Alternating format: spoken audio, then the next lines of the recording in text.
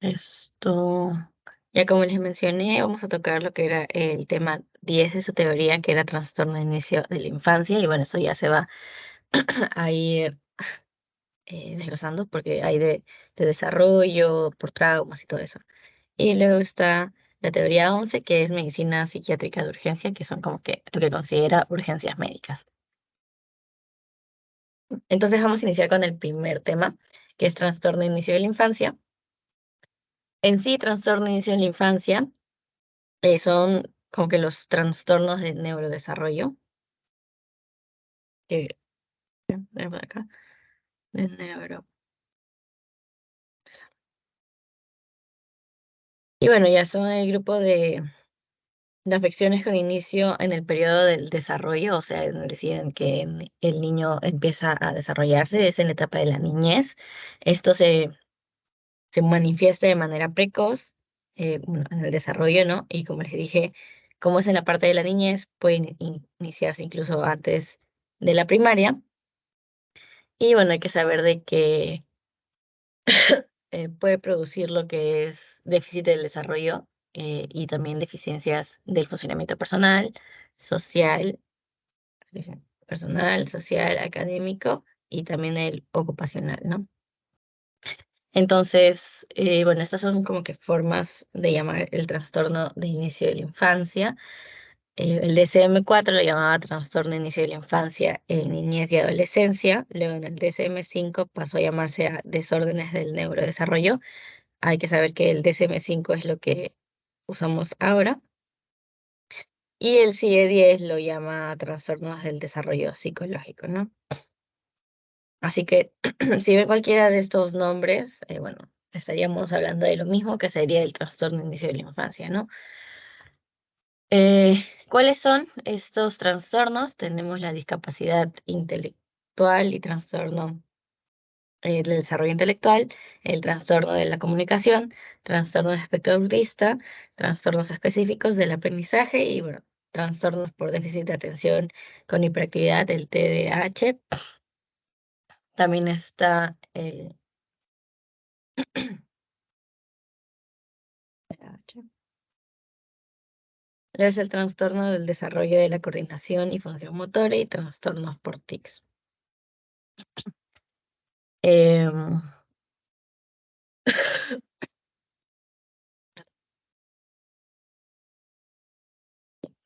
Vamos a iniciar bueno, con la discapacidad intelectual o también conocido como trastorno del desarrollo intelectual.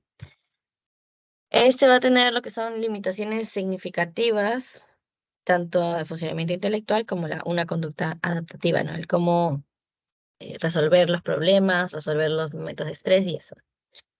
¿Qué viene a ser? Antes, bueno, antes esto era llamado retraso mental, pero como les digo, ya ha cambiado, ahora sería discapacidad intelectual o trastorno del desarrollo intelectual, ¿no? ¿Qué es? Es cuando la persona va a presentar dificultad para razonar, hacer planes, pensar en abstracto, establecer juicios, aprender, y bueno, aprender tanto ya de los estudios, o sea, en una clase o de las experiencias de vida que se tiene. ¿Cuándo se va a diagnosticar esto? Esto se va a diagnosticar mediante pruebas especiales y también como la clínica, y esto se puede ver desde los primeros años de vida. Ahora toca que cargue la tiempo.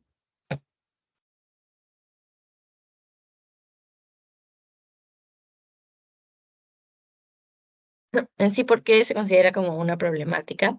Esto va a depender según la intensidad, los síntomas, qué tanto afectan al paciente, ya sea en la esfera familiar, escolar, laboral o, bueno, en sus relaciones sociales, ¿no? ¿Qué no es? O sea, podremos tomarlo como un diagnóstico diferencial.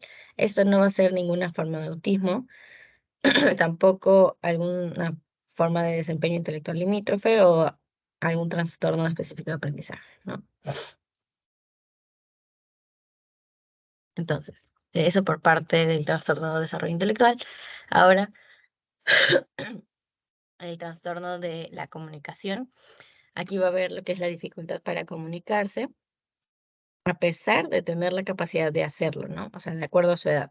El niño no tiene ninguna discapacidad como que aquí neurológica que no le permita hablar, simplemente, o física en sí, no hay paladar hendido, el frenillo no lo tiene tan corto, como que todo para que pueda hablar está bien, ¿ya? Sin embargo, igual hay ese trastorno. ¿Y cuáles puede ser? Puede ser el trastorno de compresión, de expresión, el fonológico y, bueno, la tartamudez, ¿no? Que este viene a ser el más frecuente en esta etapa.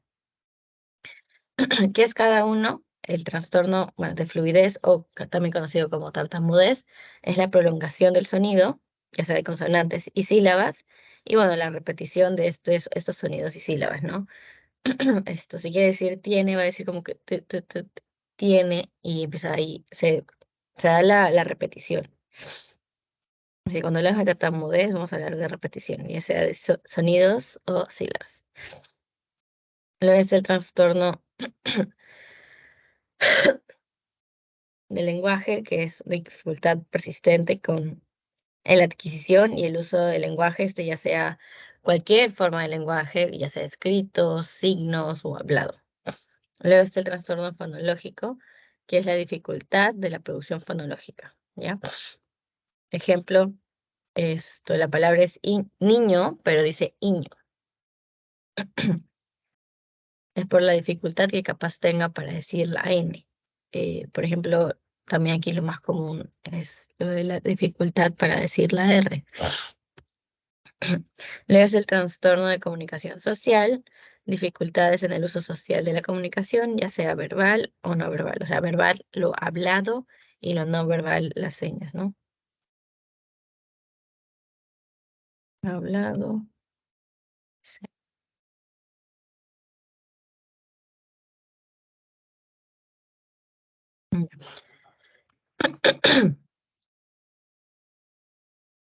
Luego tenemos los trastornos del espectro autista.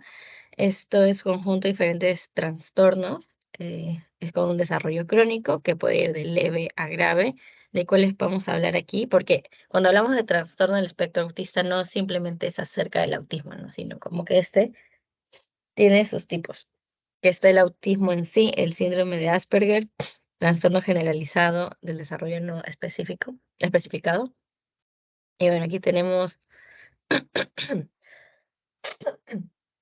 bueno, parte de los síndromes que tiene, de los trastornos. Tenemos primero el autismo infantil, afecta lo que es la interacción social, el lenguaje verbal, el corporal, y tiene lo que son las acciones repetitivas, muy repetitivas. Estas son las estereotipas, no se olviden.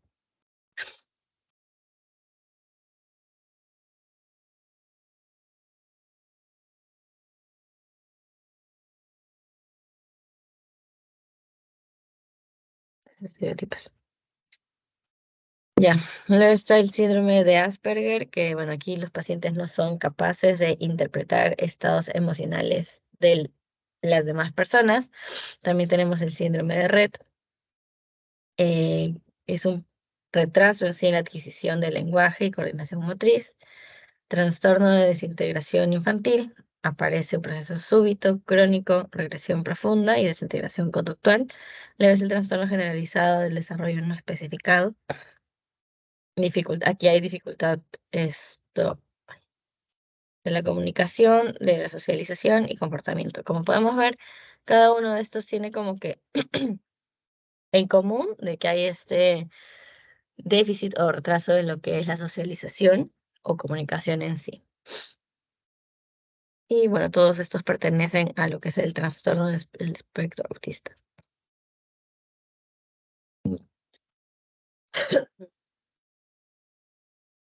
Tenemos los trastornos de déficit de atención e hiperactividad. Bueno, aquí lo característico lo dice el mismo nombre: paciente con hiperactividad, con déficit de atención, y es un paciente con impulsibilidad. El típico niño que está en clase y no se puede concentrar, o el niño que siempre mandan con la directora porque empieza a hablar, hablar y hablar y distrae a los demás compañeros. Esto es el TDAH, ¿no? Luego está el trastorno específico del aprendizaje. Aquí no es tanto una distracción que pueda sentir el niño, sino que es una dificultad para adquirir estas habilidades académicas, ¿ya? Ya sea la escritura, lectura o matemáticas. Es una dificultad, obviamente cualquier niño puede tener una dificultad para este proceso de aprendizaje porque cada día se aprende algo nuevo. Sin embargo, ya se menciona que es un trastorno cuando esta dificultad pasa por encima de lo esperado de la capacidad, ¿no? O sea, de la capacidad y de la edad del niño. Por ejemplo, se puede dar un límite hasta la capacidad, pero si esta dificultad sobrepasa esto, ya sería considerado el trastorno, ¿no? Porque está afectando el día a día del niño y su aprendizaje. Luego tenemos el trastorno del desarrollo y la coordinación motora.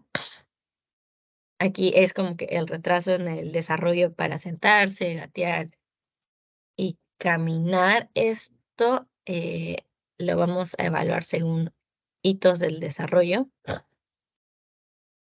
Eso lo van a ver en medicina física y rehabilitación. Eh, Nada, mencionarles hitos del desarrollo. Se evalúa primero como que las primeras 30 semanas. Hay 88 hitos y cada uno va a ser según el mes del niño, ¿no?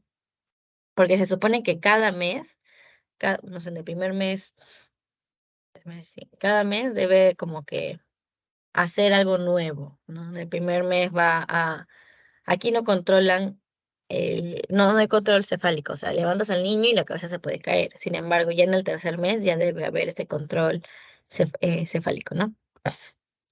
Entonces, si es que la función motor está alterada, va a haber el retraso del desarrollo, ya sea para sentarse, gatear y caminar. Problemas también para succionar y deglutir, esto durante el primer año de vida. Puede haber como que torpeza, y cuando hablamos de torpeza es cuando deja caer, se tropieza con sus mismos pies, no hay esta buena coordinación, choca con objetos y con personas, hay una lentitud e imprecisión, hay problemas con la coordinación motora gruesa, que es saltar, pararse en un pie, y también podríamos hablar de una falta de coordinación de motora fina. ¿Y qué es motora fina? Es agarrar las cosas, ¿ya? Agarrar, hacer pensamiento, y esto es lo que es motora fina. Luego tenemos los trastornos por tics. Tenemos el trastorno de Tourette, los tics motores o vocales crónicos y los tics transitorios. El trastorno de Tourette, esto se puede iniciar antes de los 18 años, provoca tics motores múltiples y otros vocales y se va a diagnosticar si es que tiene estos síntomas por más de un año. Luego, ¿qué son los tics motores y tics vocales? Bueno, esto es como que cuando se repite mueve mucho Ay, ¿cómo lo mencioné? Como es el del capítulo de Drake y Josh, donde Josh se pone nervioso y empieza a levantar el hombro, y eso sería como que un tic motor, ¿no? Luego, esto se comienza antes de los 18 años igual, se diagnostica si es que se tiene por más de un año. Pueden estar al mismo tiempo, pero también no. Puede ser por cada uno. Luego están los tics transitorios. Son como que los tics motores o vocales, por lo menos también por un año, ¿no? Y no es que va a ser constante, sino como dice transitorio, puede estar por un mes, luego ya no, y luego regresar. Ay, ya. Luego, ahorita vamos a hablar de lo que es discapacidad intelectual. Esto comienza en sí. Bueno, todos los trastornos de los que vamos a hablar van a iniciar en lo que es el periodo del desarrollo, o sea, a temprana edad. Um, a ver, ¿qué va a ser?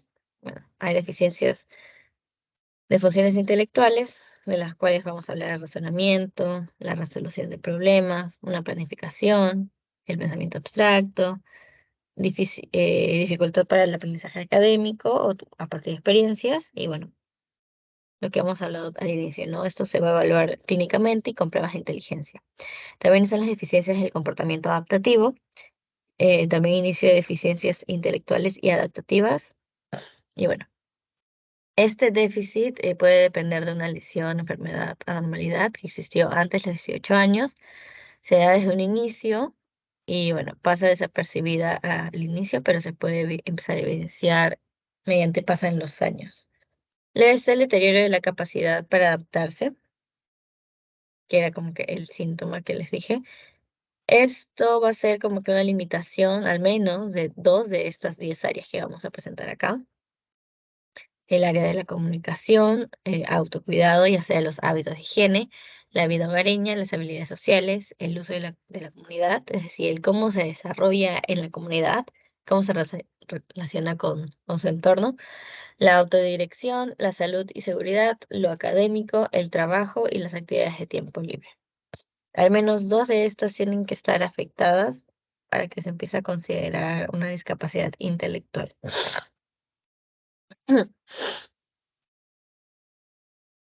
Mm, espera, que pase la diapo. Ya. Eh, eh, eh, eh, ¿Verdad?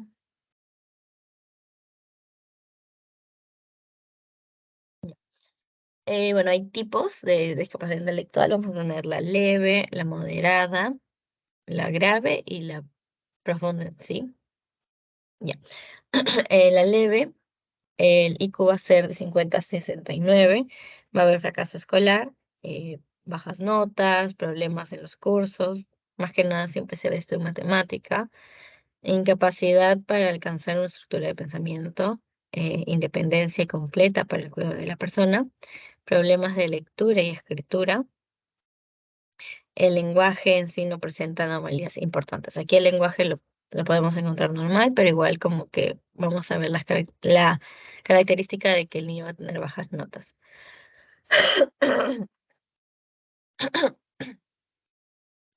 Espera, la diapo no cambió.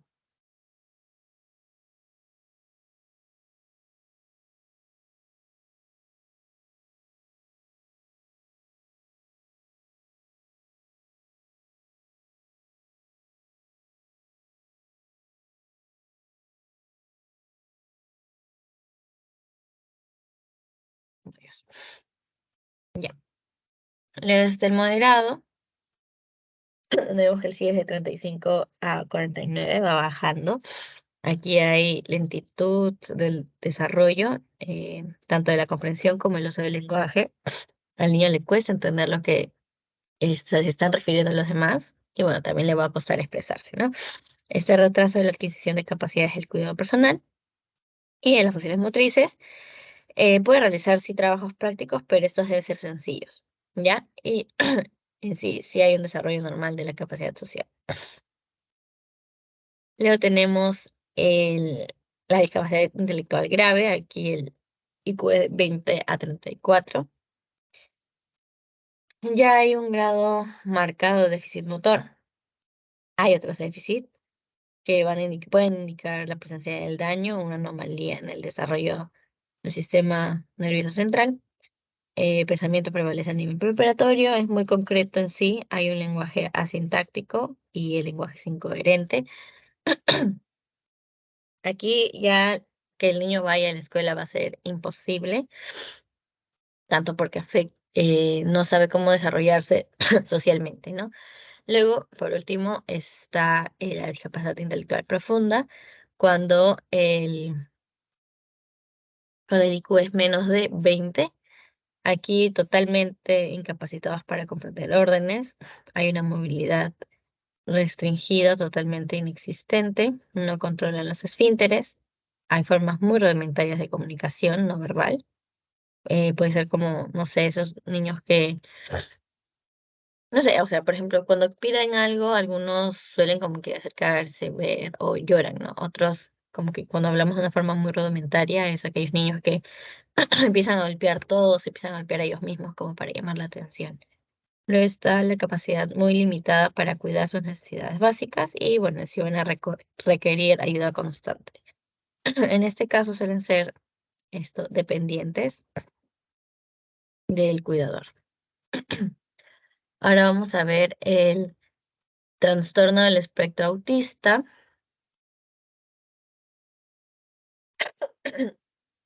Ya. ¿Qué va a ser el trastorno del espectro autista? es la deficiencia persistente de comunicación. Bueno, se ve esta deficiencia persistente de la comunicación en una interacción social, ya sea con aislamiento. Hay deficiencias de reciprocidad socioemocional, deficiencias en las conductas comunicativas, deficiencias en el desarrollo de mantenimiento y comprensión. La gravedad se basa en el deterioro de la comunicación social y en patrones de comportamiento restringidos y repetitivos, como les gustan las cosas que son en rutina. Luego hay que saber especificar en sí o sea, en la historia clínica si hay déficit intelectual, si hay deterioro del lenguaje o si hay algún otro tipo de trastorno de neurodesarrollo relacionado, ¿no? Cuando hablamos de autismo infantil, es aquel que se va a manifestar antes de los 3 años. Hay una alteración cualitativa de la interacción y la comunicación social, y bueno, hay conductas limitadas y las estereotipadas, ¿no? Hay falta de respuesta a la emoción de los demás, es decir, no sabe cómo se están sintiendo los demás, no hay mucha inteligencia emocional, por así decirlo. Difícilmente se va a integrar al juego con los otros niños, les gusta estar en rutina. Y bueno, en sí hay que saber de que es más común en niños que en niñas, es decir, es más común en el sexo masculino que el femenino. Ya, como les mencioné, el trastorno de espectro autista no solo es el autismo, sino que están los otros trastornos.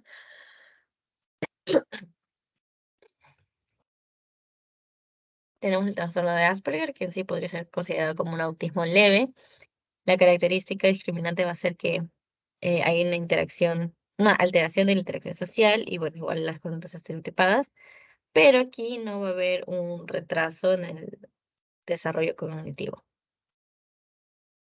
Tenemos el trastorno de red, deterioro del crecimiento craneal, funcionamiento general, esto después de un desarrollo normal. Hay pérdida de las capacidades, o sea, el niño iba bien, pero luego en un momento empieza a retroceder, o sea, en todo lo que había avanzado, en sus capacidades o sus hitos, por así decirlo. Esto podríamos estar ante un niño con trastorno de red. Aquí hay la pérdida también de la relación social. Luego está el trastorno desintegrativo de la infancia. Esto, bueno, el periodo prodrómico que se va a ver, la inquietud, irritabilidad, hiperactividad, y luego un empobrecimiento del habla, es decir, hay poca habla, tanto de comunicación y de expresión. Hay una desintegración del comportamiento, pérdida del control de esfínteres, y bueno, aquí el pronóstico va a ser malo, ¿ya? Eh, a ver, para hablar un poquito más de lo que es el trastorno por déficit de atención e hiperactividad, hay que saber esto, que en sí es como que esta falta de atención y se va a acompañar con hiperactividad. Sin embargo, también puede haber trastorno solo por déficit de atención sin la hiperactividad o trastorno. Sí. Por eso es que las siglas pueden ir cambiando. Puede ir o no puede ir dependiendo de los síntomas que va a presentar el niño. ¿Qué va a hacer esto? Se va a ver las impulsividades antes de los 7 años. Vamos a ver según ámbitos. En el ámbito escolar va a haber la imposibilidad de mantener la atención, esto por largo tiempo, dificultad para concentrarse, dificultad para mantener un buen desempeño en las actividades. mm, Pueden tener inteligencia normal, sí, pero les va a costar mantener esta atención, ¿no? ¿Qué se refiere cuando hablan de una persona con TDAH? Es de que parece que no escucha. Dicen, parece que este niño no está escuchando, está como que en su propio mundo. Tengan en cuenta mucho esta frase porque en un pasito lo pusieron y como que la mayoría se confundió porque les parecía algo como que discriminativo, por así decirlo, o algo muy generalizado, pero en verdad una persona con TDAH lo van a caracterizar o lo van a expresar como que no están escuchando, ¿no? En sí, la escucha está íntegra de la capacidad y el deseo de conectarse y de captar la información, ¿no? Y esto ser capaz al mismo tiempo. Es como que les cuesta filtrar la información indeseable. Quieren estar atentos a toda la información que ven. Se supone que esto es lo normal de la escucha íntegra, de filtrar la información. Sin embargo, en una persona con TDAH, estos mecanismos no van a funcionar adecuadamente. Luego, ¿qué tratamiento se va a dar a un niño con TDAH? Si es niño, adolescente, vamos a dar... Espera, que cambie la diapo.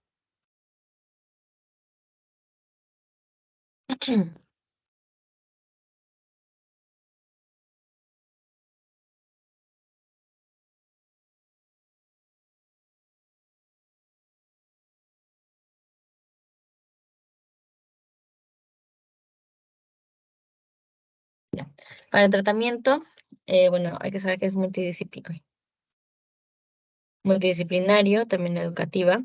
Hay que entender en sí que el niño no es malcriado, simplemente le cuesta. Hay que evitar darle muchos estímulos porque los distrae, ¿no? Ya sea juguetes, muñecos o dibujos. En un niño adolescente con TDAH se puede dar psicoeducación, medicación también o terapia conductivo-conductual. A los padres, eh, también psicoeducación para que entiendan que el niño no es malcriado. Por eso se dicen que es multidisciplinario, porque no solo es un tratamiento al niño, sino que es al niño, a los padres, a los profesores y a cualquier persona que esté en parte del entorno, ¿no? Porque esto ayuda a que el niño esto avance favorablemente. Los padres va a haber el entrenamiento del manejo y a los profesores de nuevo psicoeducación, manejo conductual y el apoyo pedagógico. Ahora, en la parte de medicación, va a ser muy efectivo y obviamente esto va a ayudar a la terapia. ¿Qué se puede dar? Se puede dar metilfenidato, atomacetina y la imipramida. Y bueno, aquí ya están como que las dosis, ¿no? Pero esos son los tres que se recomiendan. Los de segunda línea, ¿cuáles van a ser? Va a ser el bupropion, la venlafaxina, risperidona, clonidina, carbamazepina. Estos de primera línea.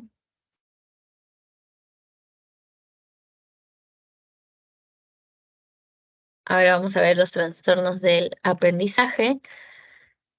Eh, el rendimiento aquí académico con respecto al cálculo, la lectura y la expresión escrita van a estar por debajo de lo que se espera para la edad, ¿no? Y la escolaridad, la inteligencia del individuo. Va a haber con lo que es una discrepancia entre la capacidad académica y el rendimiento escolar.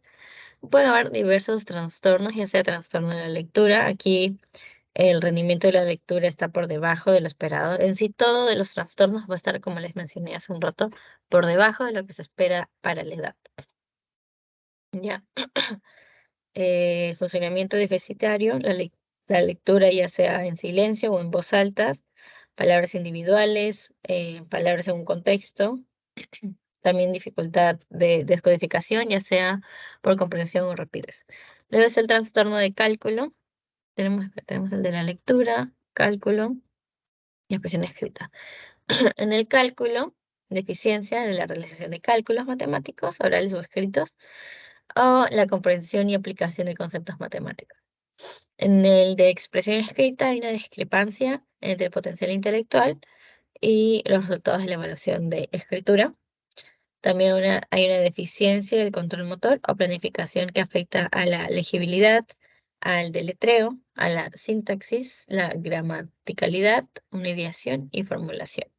Aquí expresión escrita es todo lo que se puede hacer como que en el papel, ¿no? Como que lo que escribe, si es que tiene sentido o no, si es que escribe bien las letras, si sabe que lo que escribe luego deletrearlo y así. Luego están los trastornos por tics. ¿Qué va a ser esto? Bueno, están los tics motores, vocales, ya sea únicos o múltiples, que pueden estar en la enfermedad, pero puede que no estén ambos a la vez. Comienza antes de los 18 años. Puede aparecer intermitentemente en frecuencia, pero va a ser persistente por un año. No se atribuye esto al uso o efecto de alguna sustancia.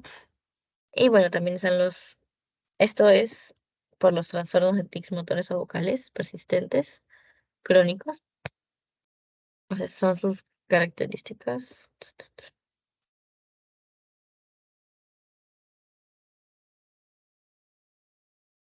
Ya.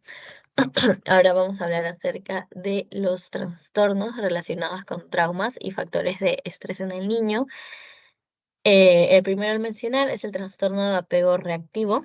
Aquí hay un patrón constante de comportamiento inhibido emocionalmente en niños retraídos y los cuidadores adultos.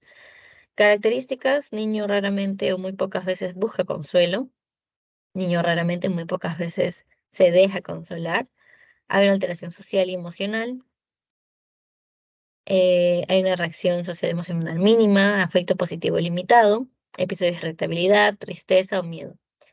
Como les mencioné, como siempre les vengo mencionando, cuando vemos irritabilidad en un niño es como que el signo más común, así que hay que estar atentos, ¿no? Si hay irritabilidad es porque algo les está afectando, molestando o algo está mal. Y bueno, el niño ha experimentado un patrón extremo de cuidado insuficiente y puede tener, ¿de qué hablamos cuando decimos de un patrón externo de cuidado insuficiente? Puede ser negligencia o carencia social. Esto se puede manifestar por falta persistente de tener cubiertas las necesidades emocionales básicas, bueno, el estímulo y afecto por parte de los cuidadores, también cambios repetitivos de los cuidadores primarios. Esto va a reducir de que el niño pueda generar lo que es un apego estable. También la educación en contextos no habituales va a reducir lo que es una gran manera la oportunidad de establecer un apego, ¿no? Eh, Hay que saber de que supuestamente, bueno, se supone que el factor de cuidado del criterio C es el responsable de la alteración del comportamiento del criterio A. Sí, ya los relacionamos. Esto no se cumplen los criterios para el trastorno del espectro del autista. Este va a ser evidente, estos síntomas y signos van a ser evidentes antes de los 5 años. Y bueno, el niño tiene la edad de desarrollo de al menos 9 meses, ¿no? O sea, el rango tiene que estar a partir de los 9 meses. Y bueno, y ya se debe de ver antes de los 5 años. Luego tenemos el trastorno eh, de relación desinhibida. Aquí tenemos un patrón de comportamiento en el que el niño se aproxima e interacciona afectivamente con adultos extraños. Puede estar la característica de reducción o ausencia de reticencia de aproximarse a estos adultos extraños. Hay un comportamiento verbal o físico demasiado familiar. Recurre poco o nada al cuidado del adulto. Hay una disposición de irse con un adulto extraño. Aquí podemos relacionarlo todo con relaciones con los adultos extraños, con relaciones con extraños.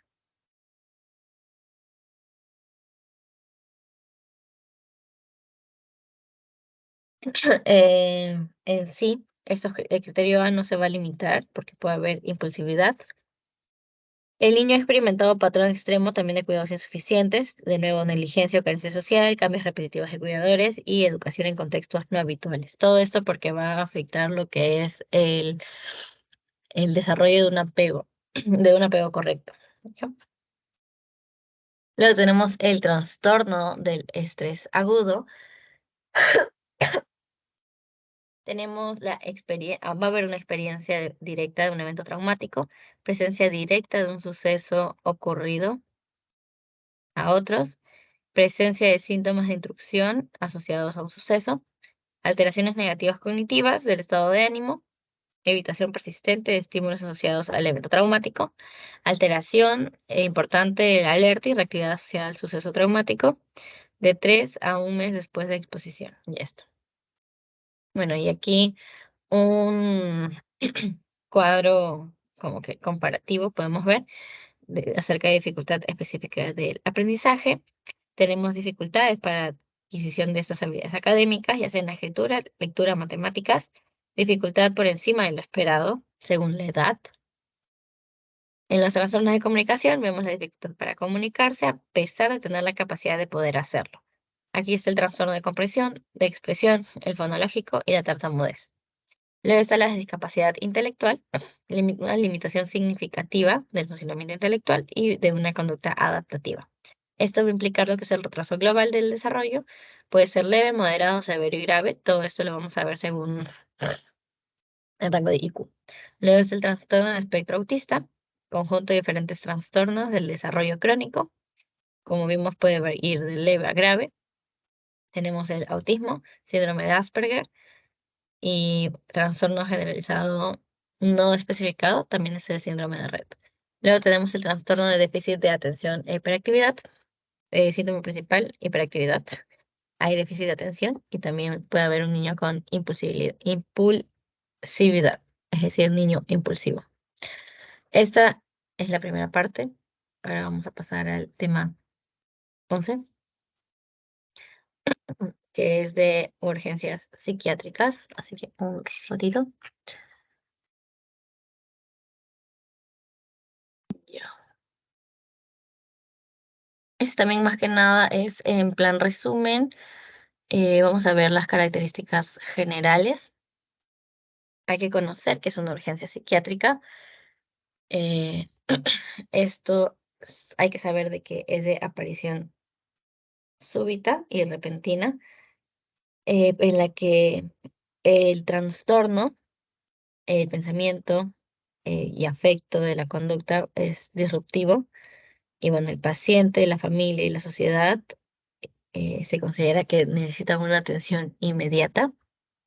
Una urgencia psiquiátrica va a implicar un riesgo inmediato para la vida y por una condición que ya sea aguda o crónica. Cuando hablamos de urgencias psiquiátricas, ¿de qué vamos a hablar? Vamos a hablar del intento de suicidio, el abuso de sustancias, una psicosis, una conducta agresiva, crisis de angustia, es decir, ataques de pánico, un trastorno de estrés agudo o un trastorno de estrés postraumático. Estas son las urgencias psiquiátricas. ¿Qué vamos a buscar con atender estas urgencias? El objetivo de la atención va a ser resolver la necesidad inmediata. Esto en sí es en cualquier emergencia. Eh, no sé si han hecho guardias o no, pero cuando están en la emergencia, lo primero que se busca es simplemente resolver la necesidad inmediata. Y ya si vemos algo más profundo, vamos a decirles que vayan a consultorio, ¿no? Hay que precisar en sí el desencadenante. Hay que intervenir para prevenir estas recaídas y debemos vincular al paciente y a su familia con el equipo de salud donde se va a continuar la atención. Como les digo, esto puede ser en consultorio para que haya una evaluación más profunda, ¿no? Los elementos de la urgencia psiquiátrica, ¿cuáles van a ser? El paciente con cuadro clínico va a requerir lo que es un estudio, exámenes y tratamiento necesario. El ambiente humano debe ser evaluado en su influencia para una acción procedente. Debe haber un ambiente físico para que sea examinado por el médico, identificar peligros o facilidades potenciales. El equipo de atención tiene que resolver esta urgencia y aquí lo que es la competencia profesional y la personalidad van a jugar el papel decisivo porque va a ayudar en el cómo atienden al paciente, ¿no? Y de la forma correcta, con mucha empatía. Recuerden eso.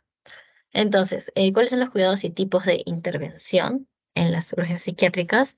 Tenemos la intervención verbal. La comunicación es primordial en estos momentos. Hay que tratar de calmar al paciente. La comunicación debe ser directa, comprensiva, persuasiva y firme. Persuasiva porque, no sé, si tenemos un paciente que quiere suicidarse, va a estar en su crisis de, ya no vale la pena, ya no vale la pena seguir luchando, esto sería mejor morir, y tú tienes que estar ahí como que persuadiéndolo para que trate de cambiar de opinión, ¿no? Así que la parte de intervención verbal es como que em, una de las más importantes ya que se ven desde un inicio, ¿no? Porque el cómo hablamos, el cómo nos expresamos, la forma también en la que decimos las cosas va a ver si calma o altera un poco más al paciente. Y lo que nosotros buscamos simplemente es calmar al paciente. Luego está la intervención farmacológica, es el empleo adecuado, seguro y juicioso de los psicofármacos.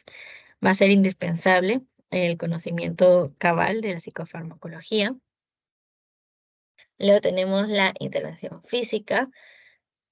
Eh, se trata de evitar lo que es la contención mecánica y la fuerza humana, pero se puede igual dar. Tenemos que proteger al paciente y a los demás, porque hay algunos pacientes que se ponen muy violentos y empiezan a golpear todo. En este caso, sí deberíamos tener esta contención física y mecánica, no sé, con esas bandas eh, y esas fajas que hacen que para que los pacientes tengan las manos cruzadas y no puedan salir, también en los pies, ¿no? Esto para evitar que el paciente se lastime a sí mismo, porque el paciente se puede golpear a sí mismo en alguna crisis, o bueno, puede golpear a los demás, ¿no? Como personal, nosotros debemos evitar involucrarnos en actos de fuerza, ya que eso es más que nada por nuestra seguridad, porque no sabemos si el paciente es más fuerte que nosotros, si es más grande que nosotros, o sea, esto es para protegernos a nosotros mismos también. Hay que solicitar ayuda cuando vemos que la situación ya lo está requiriendo, no sé, el paciente se está poniendo violento, se está alterando, hay que solicitar la ayuda de manera inmediata y bueno, para que ellos intervengan, ¿no? Entonces, ¿cómo va a ser? Ya. ¿Cómo va a ser la evaluación de la urgencia psiquiátrica? La aproximación del paciente en la urgencia psiquiátrica va a ser al inicio similar a cualquier urgencia, ¿ya? En el curso de esta intervención, la entrevista debe tomar una dirección exacta a lo que es la información y a los hallazgos que nos ayuden a ver el diagnóstico, ¿no? Tenemos la historia clínica, el examen mental, el examen físico y, bueno, la solicitud de exámenes auxiliares que ya hemos visto. Y como podemos ver, es lo mismo que vamos viendo como historia clínica y los exámenes. En historia clínica, obviamente vamos a detallar más lo que es la queja principal. Hay que conocer los cambios recientes en el curso de la vida.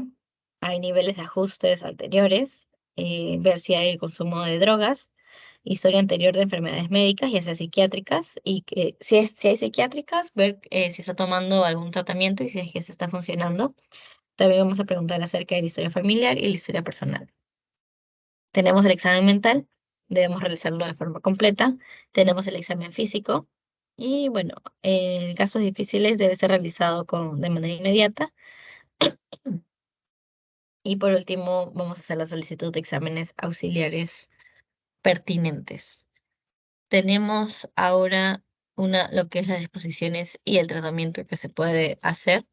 Esto siempre y cuando, eso siempre va a ser de acuerdo a las adquisiciones clínicas y el diagnóstico que creemos que estamos al tanto, ¿no? Por ejemplo, agitación psicomotriz es un tipo de urgencia. Si estamos ante agitación psicomotriz, si estamos ante agitación psicomotriz, si vemos la presencia de autoagresión o heteroagresión, si es que sí, hacemos atención física y farmacológica. Luego, si vemos una alteración en la exploración física y pues hacemos pruebas complementarias patológicas, se puede hacer la patología orgánica. Si vemos síntomas neurológicos, podemos estar ante una enfermedad neurológica. Si vemos que hay toxinas en la orina, hay que ver los antecedentes psiquiátricos previos y que vamos a hacer un trastorno comórbido. Estos antecedentes psiquiátricos previos nos van a indicar si es que hay una intoxicación de abuso de sustancias. Bueno, también tenemos los síntomas psicóticos, puede ser un trastorno psicótico. Podemos estar ante la alteración del estado de ánimo, un trastorno afectivo. Si hay una conducta agresiva, podemos estar ante un trastorno de conducta y personalidad. Y bueno, si no hay nada de esto, no hay una patología en sí, no hay ausencia de patología. ¿Cuáles son las urgencias psiquiátricas que se van a atender de manera inmediata? Tenemos eh, el suicidio, que es la que se va a atender y la que se ve más. Concepto, aquí hay que tener conceptos. Tenemos ideación suicida, que es el pensamiento más que nada, ¿no? Un pensamiento de autoeliminarse. Y estos pueden incluir el plan, pero no lo van a hacer, simplemente está en su mente y ya. Luego tenemos el intento suicida. Aquí ya hay un comportamiento, ¿no? Que causa una lesión y su intención es letal. Quieren llegar a la muerte, pero como fue un intento, no llega a ser fatal. O sea, es como, no, no lograron llegar a suicidarse, porque el suicidio ya es letal y fatal. El suicidio ya es como, y es la muerte, ¿no? O sea, ya sabemos, el paciente se suicidó, ya llegó a morir. Intento suicidio, más que nada, comportamiento y la ideación, simplemente como que la idea. Luego tenemos lo que es la amenaza suicida. Esto es como que una verbalización, no solo decirlo, que está ese pensamiento sobre autoeliminarse. No hay esa intención en sí, eh, no hay un plan tampoco en sí. Ya es simplemente decirlo y ya. Hay el gesto suicida, hay un daño, o sea, aquí intentan hacerlo, pero intentan hacer pensar al otro que tiene una intención letal, pero no tienen como que el propósito de morir. Un gesto suicida puede ser eh, cuando se cortan, pero no solo cortarse las muñecas así como que normal, sino como si realmente quisieran hacerse daño, ¿no? Pero en sí no buscan querer morir. Luego está la agresión no suicida, que es el daño al cuerpo sin intención letal y sin una sanción legal. Eh, las personas que se golpean a sí mismas, las que se cortan las muñecas, las piernas, ya esto es más que nada la autoagresión no suicida. Luego están los pensamientos autoagresión no suicidas, que bueno, son ya los pensamientos, ¿no? De ideas de autoagresión, esto por hacerse daño, pero también sin sanción legal, ¿no? Pero pensamiento simplemente no es un comportamiento ni nada, son ideas que tiene el paciente. Así que ya, hay que tener en cuenta esos conceptos.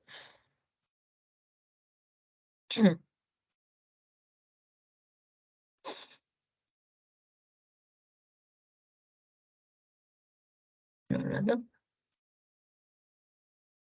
te cambié la tiempo.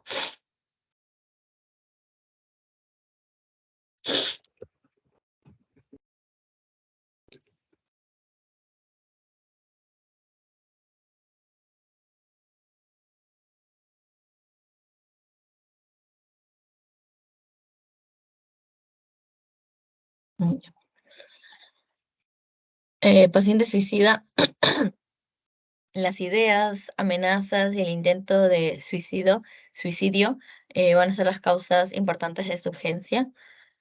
Se va a clasificar en sí a los pacientes suicidas en 4 grupos. Tenemos los que conciben el suicidio como el paso a una vida mejor, o sea, creen de que al suicidarse van a tener una mejor vida. Los que cometen suicidio como consecuencia, pero de una psicosis o alucinaciones. Los que cometen suicidio como venganza con otra persona amada, como para que la otra persona sienta la culpa de que ese paciente se suicidó por ellos. Y luego aquellas personas de edad avanzada que quieren como que suicidarse y lo consideran como que una liberación. Ya, esos son los 4 tipos de pacientes suicidas. Luego hay que conocer estos factores predisponentes de un paciente suicida. Puede estar el alcoholismo, abuso de drogas, la depresión, esquizofrenia, trastornos de pánico y situaciones vitales agudas o de gran tensión. Hay que saber que los cuadros orgánicos también son proclives al suicidio. Eh, los pacientes con enfermedades crónicas, como diálisis renal, también son como mayor porcentaje de los que llegan a intentar suicidarse.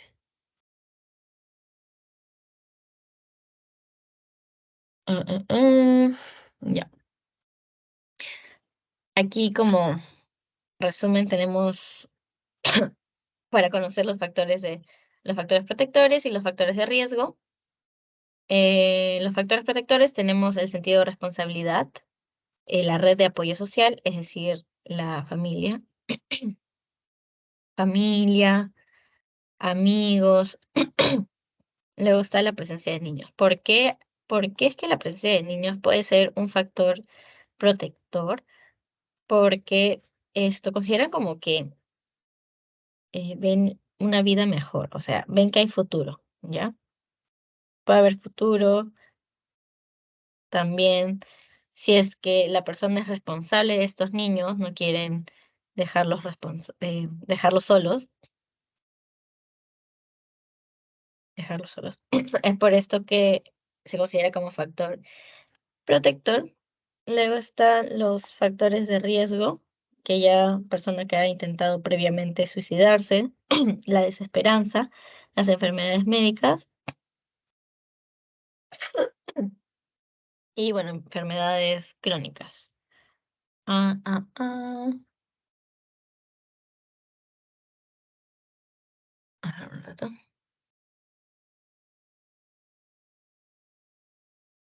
Ya. Hay escalas para... Alto. Ya. Van a haber escalas para evaluar lo que es el riesgo de suicidio. Aquí tenemos la amenaza continua a la muerte, psicosis, depresión acentuada, alcoholismo, intentos anteriores de suicidio, la psicosis, unas notas de suicidio ya escritas, el método que se use un método violento, enfermedad crónica, eso es más que resumen de los factores de riesgo que ya hemos hablado, una cirugía reciente, el parto por una depresión postparto, pérdida grave reciente de alguien, de algo o de algo que esperaban, la dependencia de las drogas, hipocondría.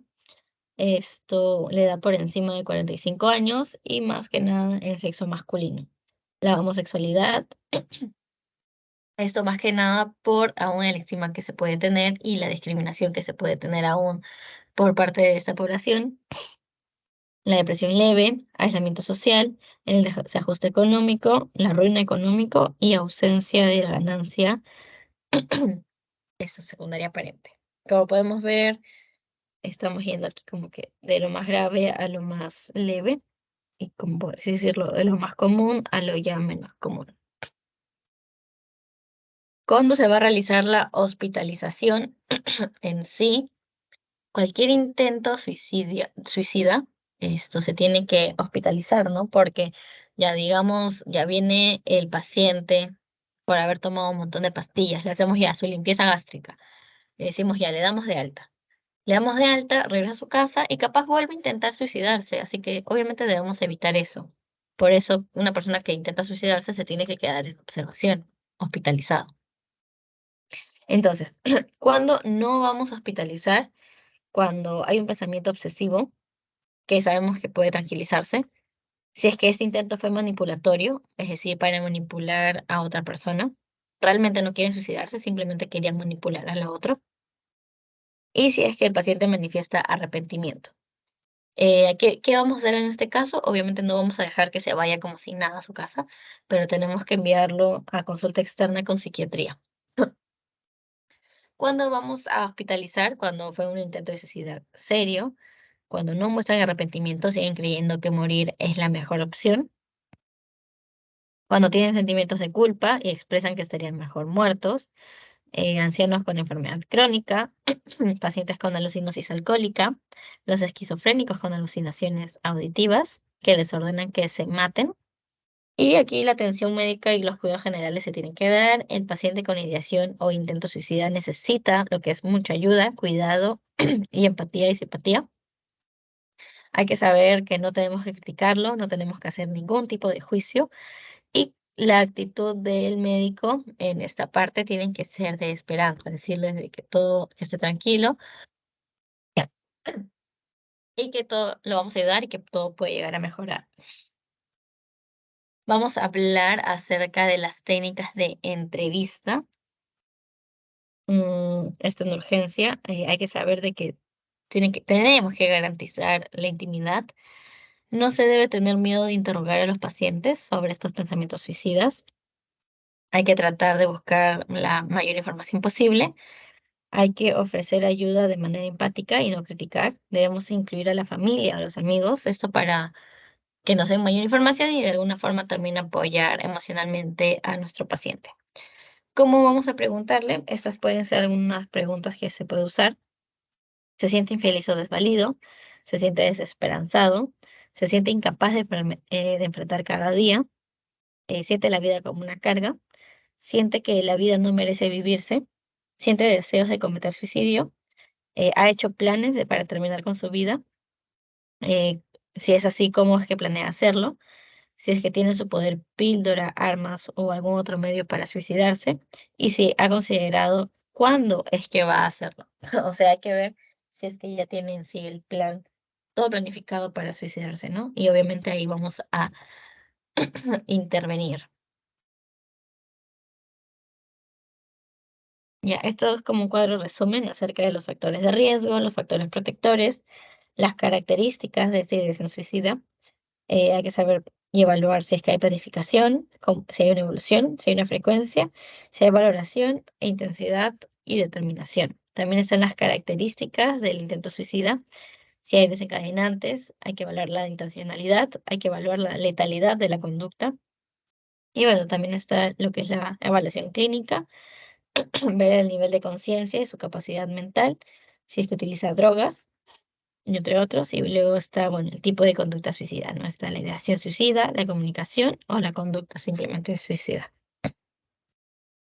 Ahora, por otro lado, la agitación psicomotriz también era una urgencia psiquiátrica. Eh, eh, eh, Tenemos agitación. ¿Qué es? Es la agitación de la actividad motora exagerada, desorganizada, esto asociado a una exaltación y excitabilidad mental. Puede ser orgánica o psiquiátrica. En la orgánica tenemos por intoxicación, ya sea alcohol, estimulantes, cannabis, antidepresivos, neurolépticos, benzodiazepinas, anticolinérgicos. También está el delirium, que puede ser una infección sistemática, estados postquirúrgicos, politraumatizados, alteraciones metabólicas, crisis, etcétera. En la parte psiquiátrica tenemos la psicótica, es esquizofrénica, la esquizofrenia, el esquizoafectivo, un episodio maníaco, episodio depresivo y trastornos de ideas delirantes. Luego está lo no psicótico, que un trastorno de enfermedad intermitente, hay un trastorno de personalidad, estrés agudo, pánico, crisis conversiva y alteraciones de conducta, ¿no? O demencia en sí. Esas son algunas de las causas. ¿Cuál viene a ser el tratamiento? Buscamos lo que es corregir las normalidades metabólicas.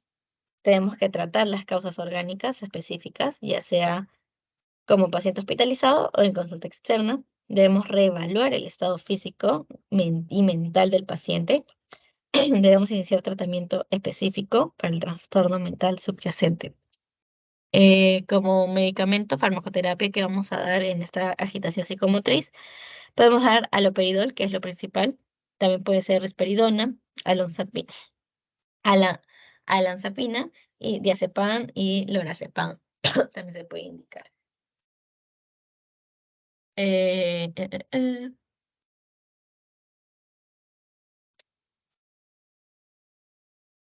Aquí ya algunos otros trastornos. Tenemos las psicosis agudas, que es agitación, hiperactividad autonómica. Puede incluir alucinaciones y delusiones. Aquí puede estar la manía, esquizofrenia, los trastornos de esquizofrenoides, psicosis por anfetaminas. Luego están los trastornos disociativos, alteración de conciencia. Puede haber aturdimiento, amnesia para recordar acontecimientos ocurridos. Recuperación del estado generalmente va a ser rápido y completa. ¿Qué es manía? y ya lo hemos hablado, euforia, elación, exaltación, tendencias instintivas. Puede haber verborrea, puede haber fuga de ideas y agitación. ¿Qué se va a indicar acá? Diazepam, cloroprosamina y haloperidol.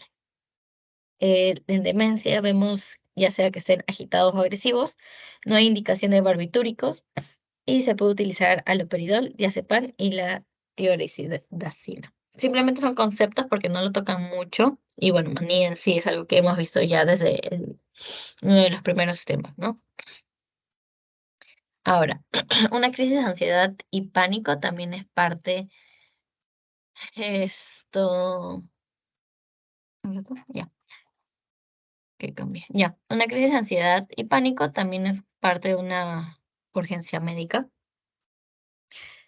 Ansiedad o angustia se va a vivir fundamentalmente una amenaza a los sistemas de seguridad personal.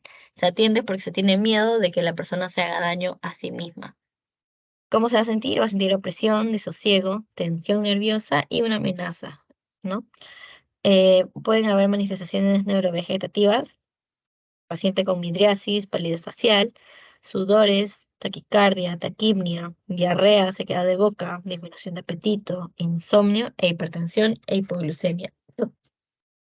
Es por esto que hay que evaluar bien esto en los exámenes auxiliares, si es que estamos con hipertensión o hipoglucemia, para poder controlar estos síntomas y que luego no se exacerben, ¿no? Y que se complique de alguna forma. Entonces, para hablar de trastorno de pánico, ¿cómo va a ser la evaluación en el momento de la urgencia? Ya. Tenemos que mantener una buena relación con el paciente, escucharlo y hacerlo sentir seguro, ¿ya? Vamos a hacer los exámenes físicos. Si son resultados negativos, puede que sea un problema psíquico y no orgánico. Y debemos evitar las frases de no tiene nada o son cosas de su imaginación, porque con estas frases estaríamos invalidando lo que siente el paciente, ¿no? Y esto es lo que no se busca en, en lo que es ayuda o el trato de cualquier paciente con cualquier trastorno. Debemos siempre validar a nuestro paciente, así sea una cosa mínima, pero para el paciente sea algo así súper grande, debemos apuntarlo, tomarlo en cuenta y ver cómo ayudarlo. El tratamiento de urgencia para trastorno de pánico va a ser colocar una bolsa de papel sobre la nariz, hacer que el paciente respire lentamente y esto que ayude a disminuir la hiperventilación, ¿no? También se va a usar técnicas de relajación, medicación ansiolítica, psicoeducación, para que el paciente sepa cómo controlarse si es que vuelve a tener este tipo de crisis. Luego hay que instaurar un tratamiento definitivo para el trastorno básico en el cual estemos presentes, ¿no? Tratamiento farmacológico, se puede dar ansiolíticos como diazepam, lorazepam, alprazolam. Y bueno, las dosis pueden ser repetitivas una hora después hasta que los síntomas se reduzcan o se produzca la sensación y que la sedación y el paciente esté más calmado. En el trastorno de pánico, el tratamiento a largo plazo son los antidepresivos. Estos ansiolíticos simplemente se van a dar cuando estemos ante una crisis. Ya. Otra urgencia es el delirio, síndrome de anublamiento de conciencia. Se pierden en sí del entorno, ¿ya? Pérdida o disminución con el entorno, hay una desorientación y pueden haber alteraciones perceptivas y con agitación. ¿Por qué puede ser el delirio? Por ya sea tóxicos, por consumo de drogas, glucocorticoides, alcohol, anfetaminas y entre otras. Puede ser el síndrome de abstinencia, ya sea por alcohol o hipnosedantes o drogas. Esto causa endocrinopatías como hipo o hipertiroidismo. Es por ello que cuando hay delirium hay que hacer un diagnóstico diferencial de hipo o hipertiroidismo. Tiroidismo. Causas neurológicas y, bueno, causas metabólicas como uremia, pancreatitis, hipoglicemia, encefalopatía hepática y entre otros. Tratamiento que se va a dar: haloperidol, diazepam o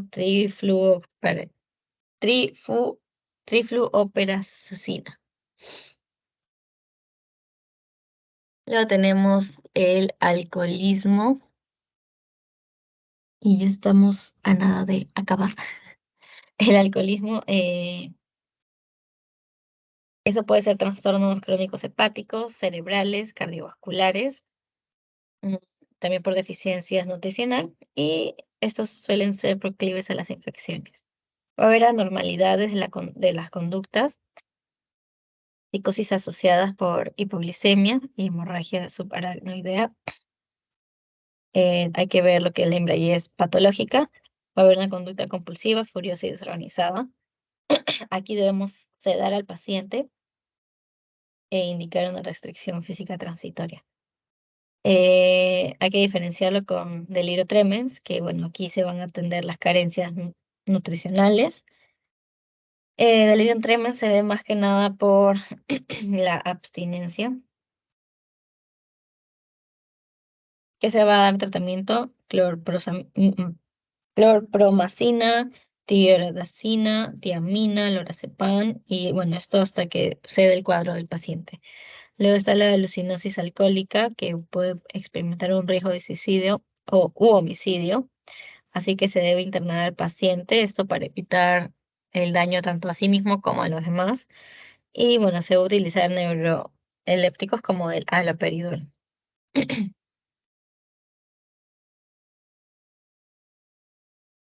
Y ya, y eso sería todo, chicos. Esto, bueno, ya no tendríamos clase este domingo porque tengo examen. Así que nada, cualquier cosita me van avisando, voy a subir el video en un rato y si tienen dudas, sus tareas o algo me avisan. Gracias.